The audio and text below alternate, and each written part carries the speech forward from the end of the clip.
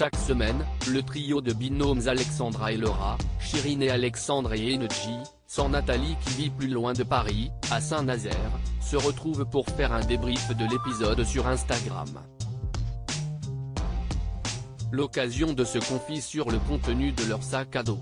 Toujours amis depuis la fin du tournage de Pékin Express, Le Choix Secret, actuellement en diffusion sur M6 tous les jeudis soirs, les trois binômes alliés de l'aventure, Energy et Nathalie, Laura et Alexandra ainsi qu'Alexandre et Chirine, continuent de se voir.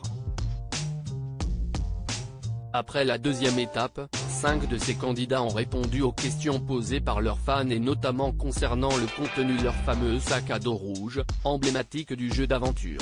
Et ils ne peuvent pas être remplis avec tout et n'importe quoi. Alexandre, du binôme des amoureux stratèges, n'aurait pas pu prendre de la nourriture comme il l'aurait aimé ou Energy, du binôme d'inconnu un téléphone de secours, la maman, qui a récemment levé le voile sur sa vie intime, nous avait par ailleurs expliqué combien il avait été difficile de ne pas pouvoir appeler sa fille aussi souvent qu'elle l'aurait souhaité. On ne peut prendre que le nécessaire, confie Nathalie. C'est ainsi que l'on avait appris qu'Alexandra s'est offert le luxe d'embarquer un lisseur. Aux grands dents de sa sœur Laura, qui explique que le sac, de 13 kg la concernant, est vraiment petit et qu'il n'y a pas beaucoup de place. On ne peut prendre que le nécessaire.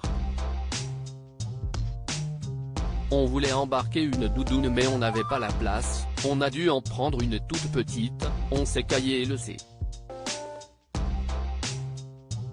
Nathalie, absente pour ce débrief, a confié à Télé Loisirs, mon sac, comme celui de NJ faisait 14 kg et pourtant j'ai respecté la liste donnée à part une petite robe. Il aurait été difficile d'apporter des choses en plus. Mais j'avais oublié des photos de ma famille. À refaire j'allégerais le sac. Le plus difficile c'était quand tu étais indisposé, explique Chirine pour Energy, le plus important, c'était les lingettes. Alexandre et Chirine regrettent d'ailleurs ne pas y avoir pensé. D'autant que Chirine explique que le plus difficile, pour les filles, c'était quand tu étais indisposé.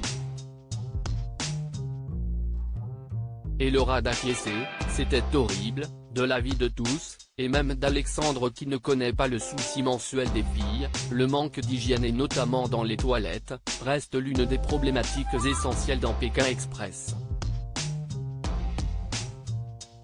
Alexandra regrette de ne pas avoir eu l'idée d'apporter un coussin gonflable, pratique et qui ne prend pas de place.